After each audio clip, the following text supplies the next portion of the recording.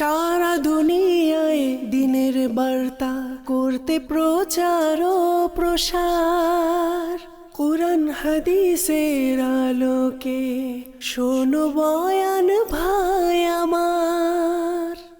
আলহামদুলিল্লাহি রাব্বিল আলামিন ওয়াসসালাতু ওয়াসসালামু আলা সাইয়্যিদিল আমবিয়া ওয়াল মুরসালিন, আম্মা বা'দ, ফাআউযু বিল্লাহি মিনাশ শাইতানির রাজীম।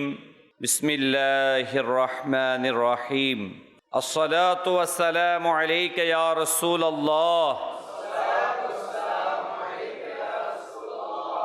ওয়া আলা আলিকা ওয়া আসহাবিকা ইয়া হাবিবাল্লাহ। আসসালাতু ওয়াসসালামু আলাইকা ইয়া নবিয়াল্লাহ ওয়া আলা আলিকা ওয়া আসহাবিকা ইয়া নূরাল্লাহ। রসুল আকরাম নূরে মুজাসসাম সর্বশেষ নবী মুহাম্মদুর রাসূলুল্লাহ সাল্লাল্লাহু আলাইহি ওয়া আলিহি ওয়াসাল্লাম ইরশাদ করেন, যে ব্যক্তি আমার প্রতি দৈনিক 100 বার দরুদ শরীফ পড়বে, আল্লাহ তাআলা ওই ব্যক্তির 2 চোখের মাঝখানে লিখে দিবেন এই ব্যক্তি মুনাফিকি থেকে ও জাহান্নামের আগুন থেকে মুক্ত রয়েছে। প্রিয় ইসলামী ভাইরা, মুনাফিকি এটা অত্যন্ত নিকৃষ্টতম একটি গুনাহ।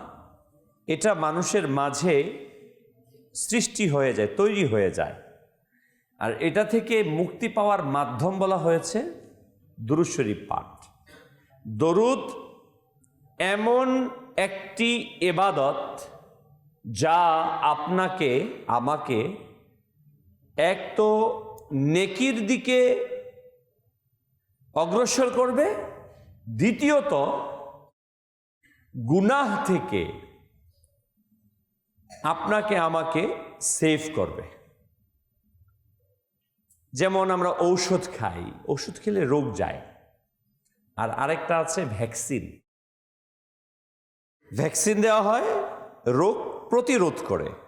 ঔষধ এবং ভ্যাকসিন যেমন দুইটার দুই কাজ। আর দুরূদ হচ্ছে গুনাহ থেকে মুক্তি এবং অন্যান্য গুনাহ থেকে বেঁচে থাকার মাধ্যম। আল্লাহ তাআলা আমাদেরকে অধিক পরিমাণে দুরূদ শরীফ পাঠ করার তৌফিক দান করুন। 22শে জমাদিউস সানি হচ্ছে ইসলামের প্রথম খলিফা আমিরুল মুমিনিন, খলিফাতুল মুসলিমিন সৈয়দুনা সিদ্দিকে আকবর রাদিয়াল্লাহু তাআলা আনহু এর ওফাত দিবস। প্রিয় ইসলামী ভাইরা, যেই মহান ব্যক্তিত্বের সম্পর্কে আল্লাহ রাব্বুল আলামিন কুরআনুল কারীমের মধ্যে নবী সাল্লাল্লাহু আলাইহি সাল্লামের যে বন্ধু, তিনি ফ্রেন্ড, সাদিক, সাথী, এটা দুনিয়ার কোনো মানুষ ঘোষণা দেয় নাই। আল্লাহ নবী সাল্লাল্লাহু আলাইহি সাল্লাম তো দিয়েছেন। স্বয়ং রব তাবারক ওয়া তাআলা কুরআনুল কারীমের মধ্যে আবু বকর সিদ্দিককে আল্লাহর নবীর সাথী, বন্ধু হিসেবে ঘোষণা দিয়েছেন। আজ আমরা হযরতে আবু বকর রাদিয়াল্লাহু তাআলা আনহুর বিষয়ে আমরা শুনব। তার জন্মস্থান হচ্ছে, বেলাদতের মাকান হচ্ছে মক্কাতুল মুকাররমা, কুরাইশ বংশে।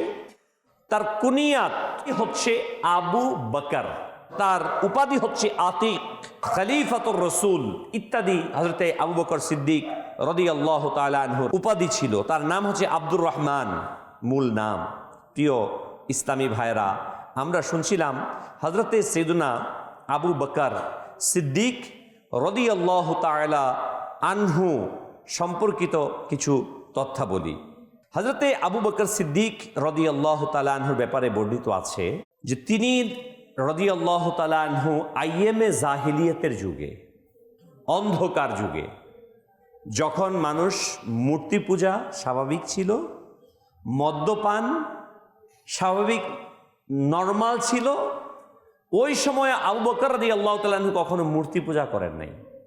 আপনারা বয়ানে শুনেছেন আদম আলাইহিস সালামের পরবর্তী থেকে যখনই এই পৃথিবীতে পৌত্তলিকতা ছড়িয়েছে, বিভিন্ন বস্তুর পূজা মানুষ করেছে এবং পুরো পৃথিবীকে ছেয়ে ফেলেছে, কিন্তু ওই সময়ও কিছু মানুষ ছিল যারা হানিফ সম্প্রদায়ের লোক, একত্ববাদে বিশ্বাসী।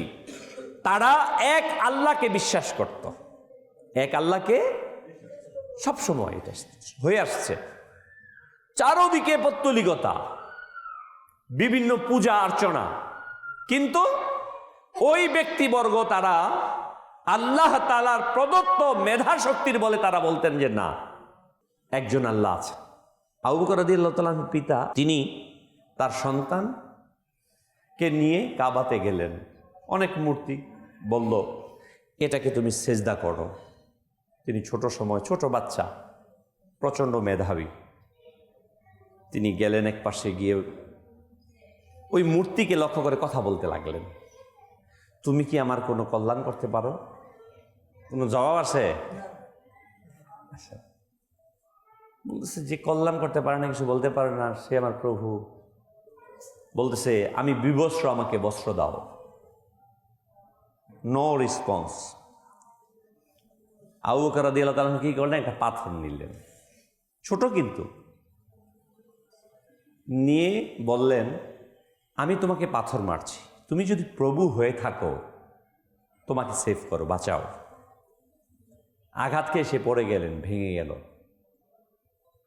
তার বাবা এটা দেখে রাগান্বিত হয়ে গেলেন, তাকে জোরে একটা থাপ্পড় দিলেন, মার কাছে নিয়ে গেলেন। তোমার ছেলে আজকে আমাদের প্রভুর সাথে এমন আচরণ করেছে।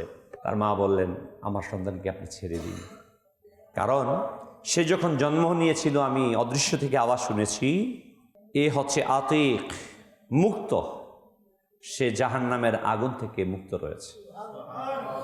এই অদৃশ্য থেকে আওয়াজ শুনেছি, আপনি একে ছেড়ে দেন, এর মতো একে চলতে দেন। আবু বকর রাদিয়াল্লাহু তাআলা ছোট্ট সময় থেকে সত্যবাদিতা, ন্যায়পরায়ণতার প্রতীক ছিলেন। আল্লাহু আকবার।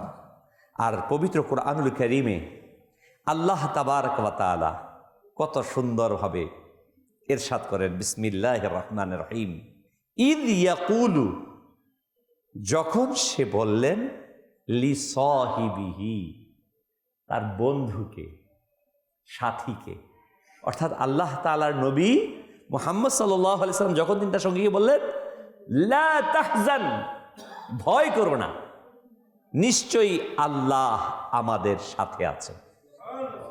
কোরআন বলে দিচ্ছে তার মাহবুব যে নবীর সঙ্গী, সাথী, দোস্ত হচ্ছে আবু বকর। আল্লাহু আকবার। প্রিয় ইসলামী ভাইরা, এই আয়াতে সাহিবী দ্বারা আবু বকরকে বোঝানো হয়েছে। সকল মুফাসসিরিনে কেরাম বলেন একমত এ ব্যাপারে। কোরআনে পাকে প্রায় উলামায়ে কেরাম বর্ণনা করেছেন 10টি আয়াত আবু বকর সিদ্দিক রাদিয়াল্লাহু তাআলা আনহু এর শানে অবতীর্ণ হয়েছে। কয়টি আয়াত?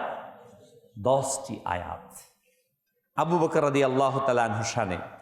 কোরআনে পাকে আল্লাহ তাবারক ওয়া তাআলা বলেন, যারা রাত দিন গোপনে প্রকাশ্যে দান করে। তাফসীর কারকগণ বলেন এই আয়াতের সর্ব উত্তম উদাহরণ, এক্সাম্পল হচ্ছে হযরতে আবু বকর সিদ্দিক রাদিয়াল্লাহু তাআলা আনহু, যিনি একদিনে তার পুরো সম্পদ সবকিছু আল্লাহ তাআলার রাস্তায় দান করে দিয়েছেন।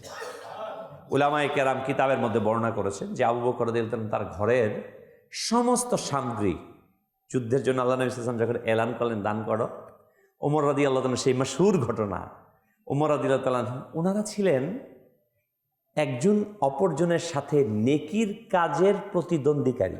কিসের? নেকির কাজ। এ তাহাজ্জুদ পড়তেছে, আমি পড়ব। এ দান করতেছে, আমি করব।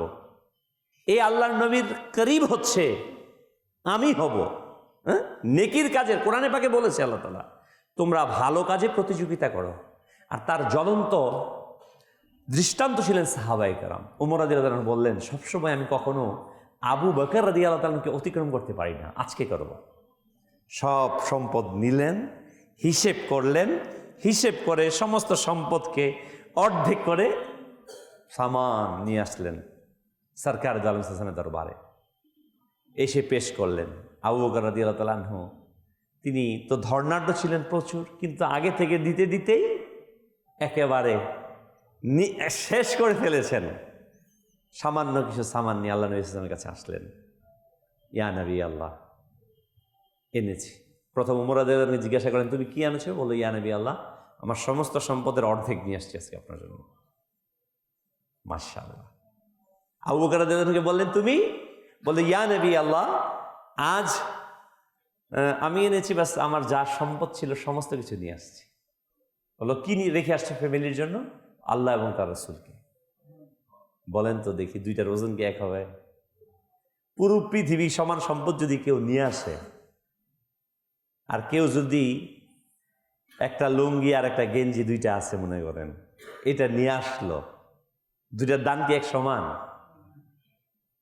বাহ্যিক দৃষ্টিতে আমরা দেখতেছি অল্প কিছু না, কিন্তু এর সর্বস্ব এটাই। তো আবু বকর রাদিয়াল্লাহু তাআলা আনহুর কাছে কেউ কখনো প্রতিযোগিতায় পারেননি। হযরতে আবু বকর রাদিয়াল্লাহু তাআলা আনহুর ব্যাপারে রাসূল আকরাম নূরে মুজাসসাম সাল্লাল্লাহু তাআলা আলাইহি ওয়া আলিহি ওয়াসাল্লাম ইরশাদ ফরমান, আফদালুল উম্মতি, আমার উম্মতের মধ্যে শ্রেষ্ঠ আবু বকর। কে বলতেছেন? সরকার সাল্লাম নিজে সত্যায়ন করছেন। রাসূল সাল্লাল্লাহু আলাইহি ওয়াসাল্লাম হযরতে আবু বকর রাদিয়াল্লাহু তাআলা আনহু শানে কি বলছেন শুনেন। সুবহানাল্লাহ। হে আবু বকর, তুমি জান্নাতীদের একজন, এবং জান্নাতের সকল দরজা থেকে তোমাকে ডাকা হবে। কাকে ডাকা হবে? আবু বকরকে ডাকা হবে। আল্লাহ নবী সাল্লাল্লাহু আলাইহি ওয়াসাল্লাম ইরশাদ করতেছেন, এদিক দিয়ে আসো। রাষ্ট্রের প্রধান যদি কোথাও যায়, ওই জায়গাতে, ওই এলাকায় সবাই চাই সে আমার কাছে আসুক, না? ব্যাপারটা এরকম না? সম্মানিত, ইজ্জতওয়ালা, উঁচু মাকামের। আল্লাহু আকবার। আর আবু বকর রাদিয়াল্লাহু তাআলা আনহুর কাছে জান্নাতটা কেমন, যে প্রতিটি দরজা থেকে আহ্বান করা হবে, আবু বকর আসো, আমার দরজা দিয়ে আসো, আমার দরজা দিয়ে আসো। আমরা জান্নাতের আকাঙ্ক্ষা করি, আর আবু বকর রাদিয়াল্লাহু তাআলা আনহুর আকাঙ্ক্ষা করে জান্নাত। এটাই হচ্ছে পার্থক্য, এটা হচ্ছে মুহাব্বত নবী পাক সাল্লাল্লাহু আলাইহি ওয়া আলিহি ওয়াসাল্লামের। প্রিয় ইসলামী ভাইয়েরা, আমাদের উচিত যেন আমরা রাসূল করিম সাল্লাল্লাহু আলাইহি ওয়াসাল্লামের সাহাবী হযরতে আবু বকর রাদিয়াল্লাহু তাআলা, যার ব্যাপারে হাদিসে আসছে, আবু বকরকে মানুষের ইমামতির নির্দেশ দাও। রাসূল সাল্লাল্লাহু আলাইহি ওয়াসাল্লাম জাহিরি হায়াতে যখন অসুস্থ হয়ে পড়লেন, মসজিদে নববী শরীফে নামাজ পড়াতে যেতে পারছেন না, তখন রাসূল সাল্লাল্লাহু আলাইহি ওয়াসাল্লাম নির্দেশ পাঠালেন। আবু বকর সাহাবায়ে কেরাম বসে আছেন মসজিদে এক সারিতে, বিভিন্ন মসজিদে নববীতে, খবর পাঠালেন আবু বকরকে ইমামতির জন্য নির্দেশ দাও। তার মানে কি বুঝাচ্ছে? এখানে যদি 100 জন মানুষ থাকে, এর মধ্যে যদি কেউ কাউকে ইনফরমেশন পাঠায় যে একে নির্দেশ দেন, আর নবীদের ব্যাপারটা তো আরো গুরুত্বপূর্ণ, আরো গভীরতার ইঙ্গিত গ্রহণ করে। রাষ্ট্রের ব্যাপার, ইসলামের ব্যাপার, নেতৃত্বের ব্যাপার, এটা তো আরো গুরুত্বপূর্ণ। রাসূল সাল্লাল্লাহু আলাইহি ওয়াসাল্লাম ইঙ্গিত প্রদান করলেন, আমার অবর্তমানে এই ইমামতির দায়িত্ব, নেতৃত্বের দায়িত্ব আবু বকরের। প্রিয় ইসলামী ভাইয়েরা, রাসূল সাল্লাল্লাহু তাআলা আলাইহি ওয়া আলিহি ওয়াসাল্লামের অকৃত্রিম ভালোবাসার অধিকারী ছিলেন হযরতে আবু বকর সিদ্দিক রাদিয়াল্লাহু তাআলা আনহু। হযরতে আবু বকর রাদিয়াল্লাহু আনহুর এই আয়াতে কারিমাটি অবতীর্ণ হয়েছিল গারে সুরের মধ্যে, 5400 ফিট উঁচুতে, যেখানে আল্লাহর প্রিয় হাবিব সাল্লাল্লাহু আলাইহি ওয়াসাল্লামের সাথে অন্য কেউ ছিল না। একমাত্র পৃথিবীর একজন ব্যক্তিত্ব ছিল 3 দিন পর্যন্ত, আর তিনি হচ্ছেন আবু বকর রাদিয়াল্লাহু তাআলা আনহু। এ ব্যাপারে অনেক বর্ণনা আসছে। আবু বকর রাদিয়াল্লাহু তাআলা আনহু দেখছেন নবী সাল্লাল্লাহু আলাইহি ওয়াসাল্লাম আরাম ফরমাচ্ছিলেন গর্তের ভিতর। ওই গর্তেটার অবস্থানটা হচ্ছে একটু নিচু, উপরের দিকে তাকালে নিচের দিকে থেকে দেখা যায়, নিচের দিকে, কিন্তু অংশটা উঁচা, ওখান থেকে নিচে নেমে পাহাড়ের উপর, বাট উপরে উঠার পর আবার নিচে গর্ত, রোমের মতো, গাড়ে সুর। ওখানে যাওয়ার পর রাসূল সাল্লাল্লাহু আলাইহি ওয়াসাল্লাম আরাম করছেন, আবু বকর রাদিয়াল্লাহু আনহু বসে আছেন। অমুসলিমরা সেখানে ঘোরাফেরা করছে গ্রেফতার করার জন্য। আবু বকর রাদিয়াল্লাহু তাআলা আনহু ঘাবড়িয়ে গেলেন, বললেন, ইয়া নবী আল্লাহ, অমুসলিম চলে আসছে, যদি তাদের পায়ের দিকে তাকায় তাহলে আমাদেরকে দেখে ফেলবে। তখন আল্লাহ নবী সাল্লাল্লাহু আলাইহি ওয়াসাল্লাম ইরশাদ করলেন, এটা লা তাহজান ইন্নাল্লাহা মা'ানা। কোন কোন উলামায়ে কেরাম লিখেছেন রাসূল সাল্লাল্লাহু আলাইহি ওয়াসাল্লাম ইশারা করলেন, বললেন, দেখো এদিকে তাকিয়ে। যে আবু বকর রাদিয়াল্লাহু আনহু তাকালেন, দেখলেন ওই পাহাড়ের মধ্যে, উঁচু পাহাড় 5400 ফিট উঁচা, দেখতেছেন সেখানে সমুদ্র দেখা যাচ্ছে এবং সেখানে এক নৌকা বাঁধা। আল্লাহ নবী বলেন, যদি তারা এদিকে আসে তো আমরা এদিক দিয়ে চলে যাব। সান্ত্বনা দেওয়ার জন্য আল্লাহ নবী সাল্লাল্লাহু আলাইহি ওয়াসাল্লাম তার বন্ধুকে দেখাচ্ছেন। প্রিয় ইসলামী ভাইরা, আবু বকর রাদিয়াল্লাহু তাআলা আনহু অকৃত্রিম ভালোবাসার অধিকারী। হযরতে আনাস বিন মালিক রাদিয়াল্লাহু তাআলা আনহু বলেন, অত্যন্ত সুন্দর, অত্যন্ত সুন্দর, অত্যন্ত সুন্দর, সুবহানাল্লাহ। কি আসছে শুনুন, আল্লাহু আকবার। হযরতে আনাস বিন মালিক রাদিয়াল্লাহু তাআলা থেকে বর্ণিত, একবার রাসূল আকরাম নূরে মুজাসসাম সাল্লাল্লাহু তাআলা আলাইহি ওয়া আলিহি ওয়াসাল্লাম মিম্বরের উপর ছিলেন। আল্লাহ পাকের হামদ ও সানা বর্ণনা করলেন, এরপর ইরশাদ করলেন, আবু বকর কোথায়? সিদ্দিক আকবর রাদিয়াল্লাহু তাআলা আনহু আরজ করলেন, ইয়া রাসূলুল্লাহ, আমি এখানে। ইরশাদ করেন, আবু বকর আমার কাছে আসো। হযরতে আবু বকর রাদিয়াল্লাহু তাআলা কাছে আসলেন। আমার ও আপনার আকা রাসূল করিম সাল্লাল্লাহু আলাইহি ওয়াসাল্লাম হযরতে সিদ্দিক আকবর রাদিয়াল্লাহু তাআলা আনহুকে নিজের বুকের সাথে জড়িয়ে ধরলেন এবং তার নুরানি ঠোঁট মোবারক দিয়ে সিদ্দিক আকবর রাদিয়াল্লাহু তাআলা আনহু কপালের মধ্যে চুমু দিলেন। হযরতে আনাস বিন মালিক বলেন, আমরা দেখলাম যে সে সময় রাসূল করিম সাল্লাল্লাহু আলাইহি ওয়াসাল্লামের চোখ মোবারক থেকে অশ্রু ঝরছিল। তিনি সিদ্দিক আকবর হাত ধরে উঁচু কণ্ঠে ইরশাদ করলেন, হে মুসলিম উম্মাহ, হে মুসলিম জাতি, তোমরা শুনে নাও, হে মুসলিম জাতি। আল্লাহু আকবার। ইনি হচ্ছেন আবু বকর। তিনি মুহাজিরদের নেতা, আনসারদের নেতা, তিনি আমার সাথী। ইনি আমাকে সেই সময় সত্যায়ন করেছিলেন যখন লোকেরা আমাকে মিথ্যা প্রতিপন্ন করছিল। অতঃপর যে তার প্রতি বিদ্বেষ পোষণ করে, তারপর আল্লাহ পাকের অভিশাপ এবং অভিশাপকারীদের অভিশাপ হোক। সবার সামনে রাসূল আকরাম সাল্লাল্লাহু আলাইহি ওয়াসাল্লাম এই ঘোষণা প্রদান করলেন। প্রিয় ইসলামী ভাইয়েরা, আমরা শুনছিলাম হযরতে আবু বকর সিদ্দিক রাদিয়াল্লাহু তাআলা আনহুয়ের শান সম্পর্কে, যে নবী সাল্লাল্লাহু আলাইহি ওয়াসাল্লাম কতটুকু ভালোবাসতেন আবু বকর রাদিয়াল্লাহু তাআলা। তো নবী যাকে ভালোবাসে আমাদের তার ভালোবাসতে হবে কিনা? আল্লাহ তাবারক ওয়া তাআলা যার প্রশংসা করেছেন আমরা তার প্রশংসা করতে হবে কিনা, নাকি তার বিরোধিতা করতে হবে? আমাদের সমাজের মধ্যে বিভিন্ন শ্রেণীতে, বিভিন্ন জায়গাতে দেখা যায় আবু বকর রাদিয়াল্লাহু তাআলা আনহুকে নিয়ে নেতিবাচক শব্দ চয়ন করা হয়। মনে রাখবেন, এগুলো টোটাল বিষয়টা হচ্ছে মুনাফিকদের কাজ। আল্লাহর নবী সাল্লাল্লাহু আলাইহি ওয়াসাল্লামের প্রতিটি সাহাবী হচ্ছেন হকের মধ্যে প্রতিষ্ঠিত। আল্লাহর নবী সাল্লাল্লাহু আলাইহি ওয়াসাল্লাম ইরশাদ ফরমান, সাহাবায়ে কেরাম আলাইহিম রিদওয়ান হচ্ছে তারকার মতো। তোমাদের মধ্য থেকে যে কেউ সাহাবীদের যে কাউকে তোমরা অনুসরণ করবে, তোমরা হেদায়েত প্রাপ্ত হবে। অনেক সময় অনেক মতানৈক্য থাকতে পারে তাদের মাঝে, ওই বিষয় নিয়ে আপনার এবং আমার অথরিটি নাই তাদের সমালোচনা করা। আপনার মা এবং বাবার মাঝে সমালোচনা, মতানৈক্য হয় কিনা? ঝগড়া হয় না ঘরে মাঝে মাঝে? মনোমালিন্য হয় কিনা? এখন মনোমালিন্যের সূত্র ধরে আপনি ছেলে হয়ে যদি মায়ের বিরুদ্ধে মাকে গালি দেন, কখনো বাবাকে গালি দেন, এই অথরিটি কি আপনার আছে? আপনার নাই। আপনি যদি এটা করেন তাহলে আপনি বেয়াদব, আপনি আদবহীন সন্তান। কারণ ওইটা তাদের ম্যাটার, বাবা এবং মায়ের। ওই জায়গাতে আপনাকে ইন্টারফেয়ার করা যাবে না। সাহাবায়ে কেরাম আলাইহিম রিদওয়ানের এক্সাম্পলটা হচ্ছে এমন, কারণ প্রতিজন সাহাবী ছিলেন সত্যের মাপকাঠি, তারা সত্যের উপর ছিলেন।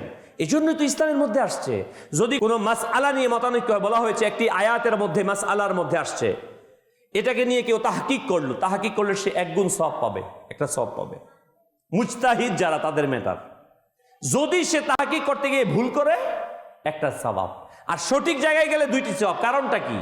কারণ সে তাহকিক করেছে, ভুল করেছে, এটা তার প্রচেষ্টার ব্যাপার, কিন্তু সে চেষ্টা করেছে যেন সওয়াব পাবে। প্রিয় ইসলামী ভাইরা, ইসলামটা সহজ বিষয়, আমরা এটাকে অনেক সময় কঠিন করে ফেলি। যেমন হানাফি, শাফিঈ, মালিকি, হাম্বলি মাযহাব আছে না, এই মাযহাবগুলোর মধ্যে আমরা অনেক সময় এক মাযহাবের লোক আরেক মাযহাবের লোকের কটাক্ষ করি না, অথচ প্রত্যেক মাযহাব সহিহ।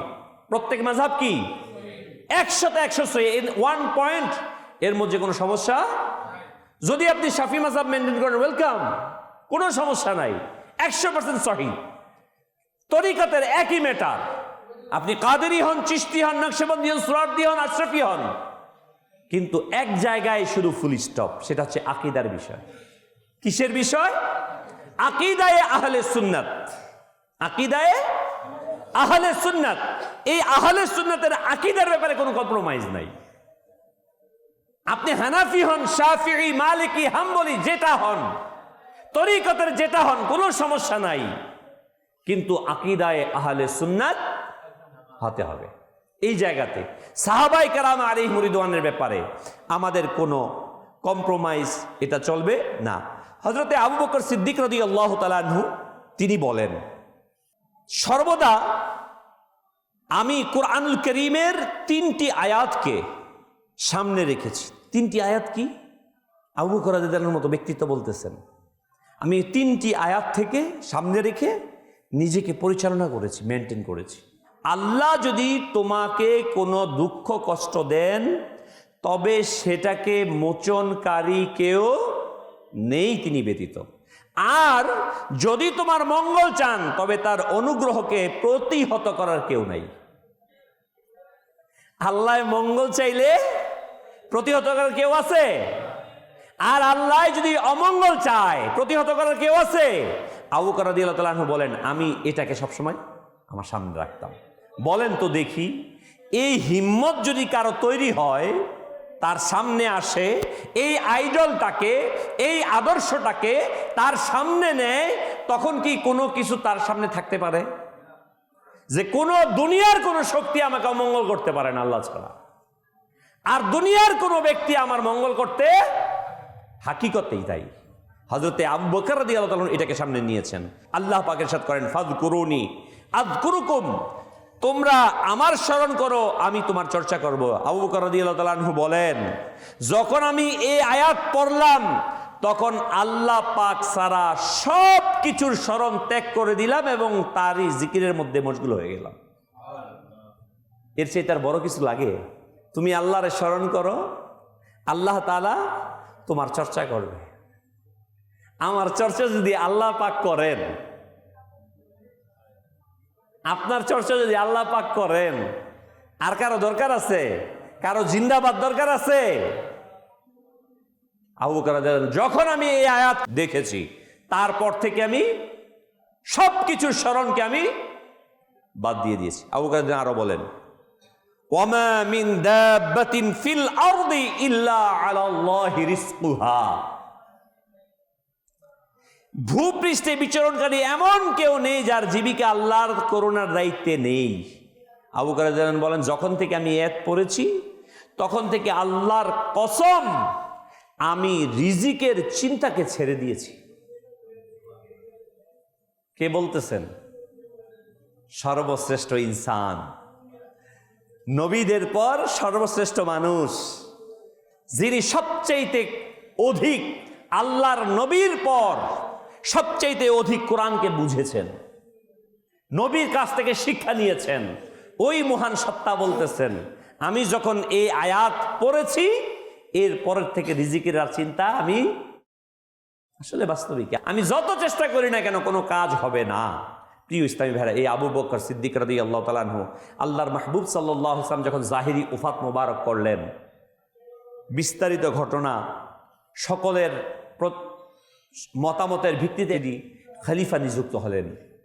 তিনি ছিলেন অত্যন্ত নরম হৃদয়ের মানুষ, কিন্তু যখন প্রয়োজন হয়েছে, সবচাইতে নরম দিলের মানুষটা সবচাইতে কঠিন হয়ে গেছে দায়িত্বের কারণে। কিসের কারণে? আবু বকর রাদিয়াল্লাহু আনহু যখন নাকি ইসলামের মধ্যে এই যে নতুন ইসলাম, আল্লাহ নবী সাল্লাল্লাহু আলাইহি সাল্লাম ইসলামটাকে রেখে পর্দা মুবারক করলেন। এই ইসলামী সাম্রাজ্যের মধ্যে একদল দাঁড়ায় গেল, আমরা জাকাত দেব না, এটা শুধু মুহাম্মদ সাল্লাল্লাহু আলাইহি ওয়াসাল্লাম হকদার ছিল। আরেক দল দাঁড়ায় গেল, নতুন নবুয়ত, মানে বিভিন্ন জায়গায় বিশৃঙ্খলা শুরু হলো। সাহাবায়ে কেরাম যুদ্ধের ময়দানে গেলেন তাদের মোকাবেলায়। ওমর রাদিয়াল্লাহু তাআলা বলতেছেন, এরা তো সব কিছু মানে। অন্যান্য সাহাবায়ে কেরাম বলছেন তারা নামাজ, হজ মানে, রোজা মানে, যত যত পর্দা শরীয়তের যত কিছু আছে সব কিছু মানতেছে, শুধু একটা মানতেছে না, সেটা কি? যাকাত মানতেছে না। হে আবু বকর, এই মুহূর্তে যদি আমরা তাদের সাথে যুদ্ধ করি, মোকাবেলা করি, আমাদের হয়তোবা অবস্থা অন্যদিকে চলে যেতে পারে। আবু বকর রাদিয়াল্লাহু তাআলা আনহু এত নরম দিলের মানুষ, তিনি দাঁড়িয়ে বললেন, হে ভাই সকল, যদি আজ মুসলমানদের মধ্য থেকে নবী সরকার দু আলম সাল্লাল্লাহু আলাইহি ওয়া আলিহি ওয়াসাল্লামের জামানায় যাকাত প্রদান করত, একটি উটের রশিকে ওই যাকাতের অংশ থেকে একটি উদাহরণ দিয়ে বলেছেন, যদি একটি উটের রশি দিতে কেউ অস্বীকার করে আমি তার বিরুদ্ধে যুদ্ধ ঘোষণা করব। কারণ আল্লাহর নবী সাল্লাল্লাহু আলাইহি ওয়াসাল্লাম যেটাকে কায়েম করে গিয়েছেন এর এক চুল পরিমাণ ব্যত্যয় করানো সম্ভব না। হযরতে ওমর রাদিয়াল্লাহু তাআলা আনহু বলেন, আমি তখন ভাবলাম যে হযরতে আবু বকর রাদিয়াল্লাহু তাআলা আনহুর হৃদয়কে আল্লাহ তাআলা প্রশস্ত করে দিয়েছে। তখন আমরা তার সাথে শরীক হলাম এবং যুদ্ধে বিজয়ী হলাম এবং ইসলামের পরিপূর্ণ হুকুম আহকাম অক্ষুণ্ণ রইল। প্রিয় ইসলামী ভাইয়েরা, আবু বকর সিদ্দিক রাদিয়াল্লাহু তাআলা আনহু আমাদেরকে শিখিয়ে গেছেন যে নরম হতে হবে, কিন্তু ইসলামের হুকুম আহকামের ব্যাপারে যখন সে শাসক হয়, যখন সে নেতৃত্ব প্রদান করে, যখন সে রাষ্ট্রকে চালায়, যখন সে প্রশাসনিক কর্মকর্তা হয়, তখন প্রয়োজনের সাপেক্ষে তাকে কি হতে হবে? কোরআনে বলেন যে মুমিনের মধ্যে একেবারে দিল নরম, কিন্তু যখন সেটা অমুসলিমদের কুফফারদের ব্যাপার আসবে তখন সেটা কি অত্যন্ত কঠিন হতে হবে।